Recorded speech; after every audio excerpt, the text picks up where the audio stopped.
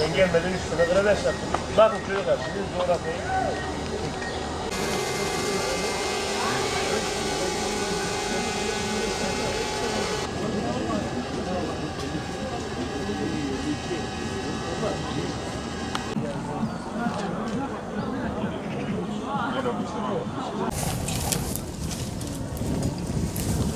Udah putri. Sen böyle ortadan.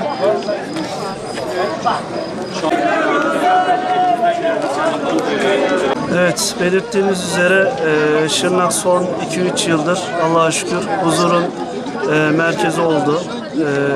Bugün, bu akşam burada Türkiye'nin 18 ilinden yaklaşık 225 sporcunun bu saatte aktivitelerini görmek için bir araya geldik.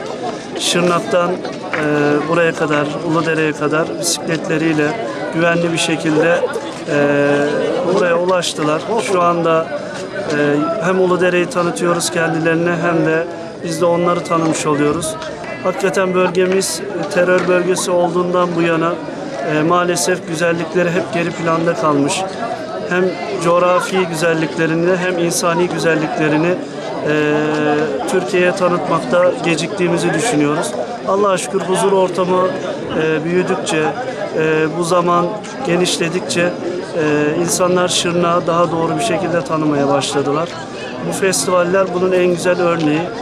Bu yıl Şırnak'ta birincisi düzenlenen Şehronur Bisiklet Festivali'ne Adana'dan katılım sağladık. Şırnak'ı uzun zamandır görmek istedik, tanımak istiyorduk. Şırnak halkını ve Şırnak'ın coğrafyasını merak ediyordum. Ve son yıllarda da Şırnak'ta muazzam güzel değişimlerin olduğuna tanık olmuştuk.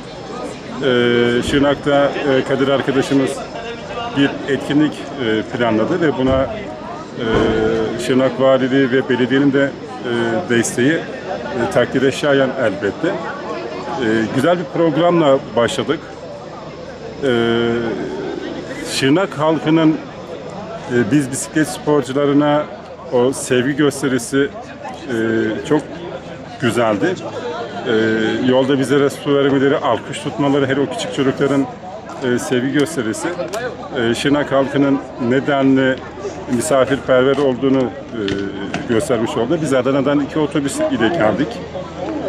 Şırnak'ı tanımaya, Şırnakları tanımaya ve Şırnak'ta sportif faaliyetlerin var olduğunu tüm Türkiye'ye duyurabilmek için buradayız. Manzara muhteşemdi. Sarp rampalar vardı. Tabii biz Adana'da bu rampalara alışkın değiliz. Rampadan çok rampa vardı. Ama bu da bisiklet sporcusunun yemeğindeki lezzet gibi. Çok keyif aldık. Her ne kadar yorulmuş olsak da gün sonunda o çıktığımız dağlar, rampalar bize mutluluk verdi. Bir tarafımızda Gabar, bir tarafımızda Cudi,